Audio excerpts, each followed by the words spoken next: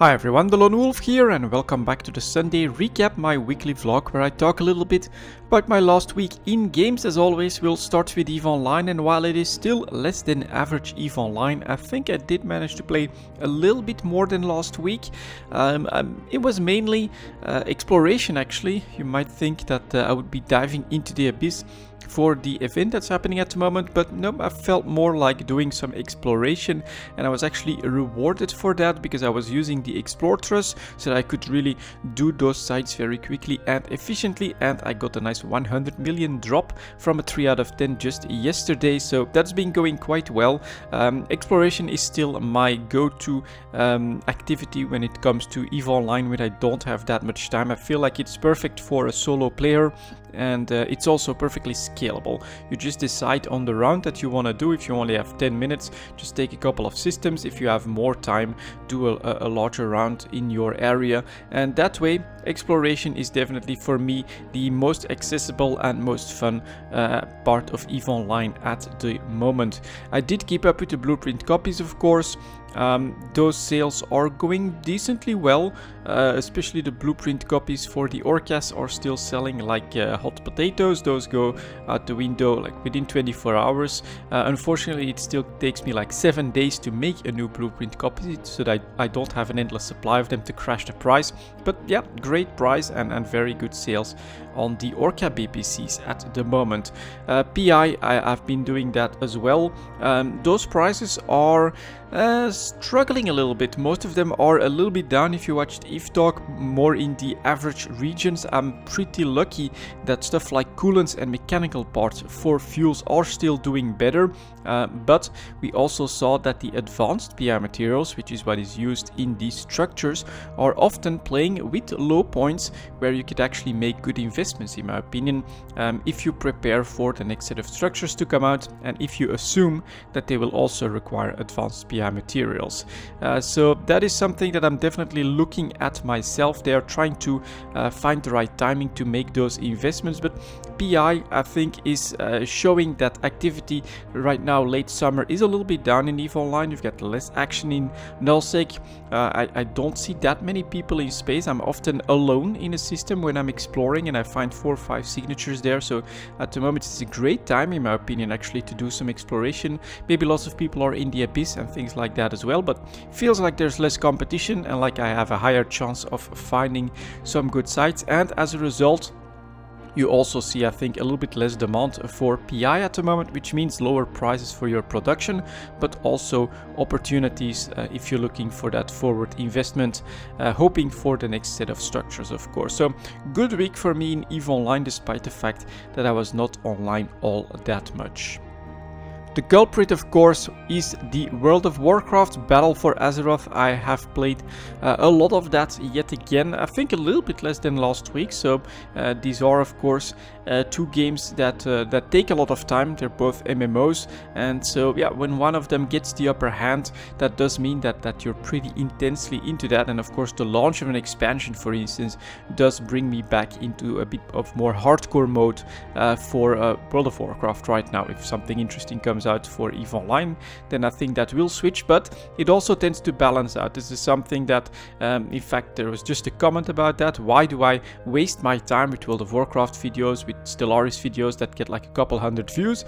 And the truth is, I enjoy making those videos. I'm not here making videos only for the views. I'm doing what I enjoy, and I'm definitely not a one game type of guy. I can't stick to a single game. I would burn out completely if I were to only play World of Warcraft and make only World of Warcraft videos at the moment. I'd manage that for a week and then I'd need to quit.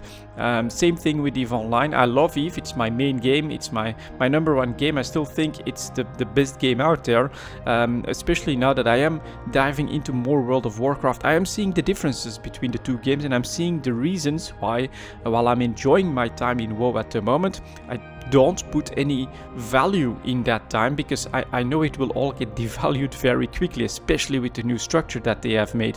While in EVE Online, that's where the true sandbox is, and that's where the investment of my time shows true, and I can expect that to continue in the far future. So yeah, it's going well in my opinion in World of Warcraft. I am having fun exploring those dungeons, especially the world quests. Those are actually my personal favorite activity right now. Just roam around the 2 different islands there, do your world quests, and from time to time, oh look, there's a couple of alliance, let's engage them, let's try to avoid them. Sometimes you get steamrolled, sometimes you find more horde players, you join them, and then you kick some ass. So overall, the world quests added to that, the war mode is a lot of fun for me in the World of Warcraft, and that is definitely something that I'm doing quite a lot of. I'm also item level 342, which I think is pretty decent for someone that's doing his best but is not actually hardcore or a pro player or anything like that. I've done like 5 mythic dungeons so far, which, well, I have to agree, going from normal to heroic is a very big step up in difficulty for the dungeons. Going from heroic to mythic is more manageable, I would say, and you can definitely overgear that already once you go to the 330 plus towards 340 in item level. Things do become a lot easier. So yeah, it's been going quite well. I feel like my shaman is doing well. I also spend a little bit of time fishing and cooking for some extra gold, so that I could actually buy a main hand weapon from the auction house, which is like item level 350.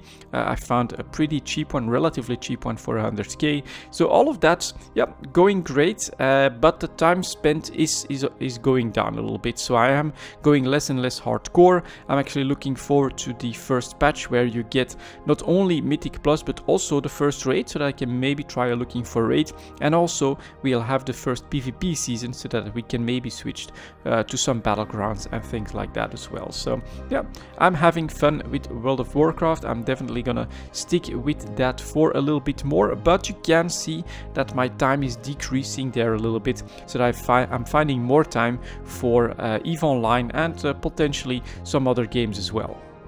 Which brings me to another little game. I played a little bit of Overwatch, just a couple of games when I felt like relaxing and taking a bit of a break from the grind that is World of Warcraft at the moment. And yeah, all of that time invested, to me it does mean that I've got to lower it at some point, because it doesn't stay fun to spend 5 or 10 hours straight in a single game. And so I played a little bit of Overwatch, tried to explore the new heroes a little bit. Not so good with them, so I had most fun just going back for Soldier 76 and a couple of Lucio games, which went pretty well. But that is still definitely also a pretty fun game. It's a purchase that you do make from Blizzard, so it's a rather expensive game, but now I see I've got all of those extra heroes that I can experience and try out, and it's still the exact same thing. You launch the game, press quick play, like maybe 20-30 seconds later you're in a game, you're shooting stuff, going after the objectives, having some